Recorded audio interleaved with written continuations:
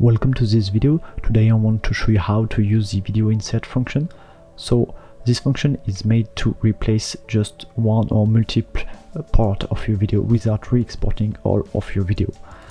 So it can be very time saving without any compression. So I have this video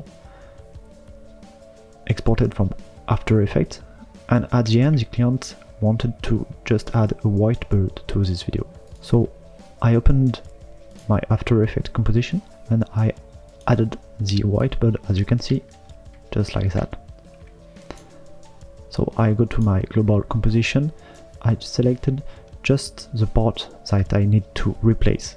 So I make an input and output point to this.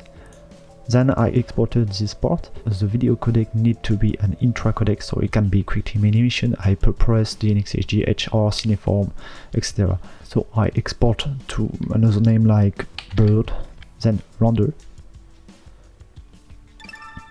Now when it's done, I have my global video and just my video to insert inside of this video. As you can see, it's just the end of the video. So I opened Shutter Encoder, I choose in choose function video insert, then drag drop your video files. It can be one, two or multiple video replacement, and it's just very simple, just start function. So it's very fast because there are no compression. And now we have the new video file which is called edit.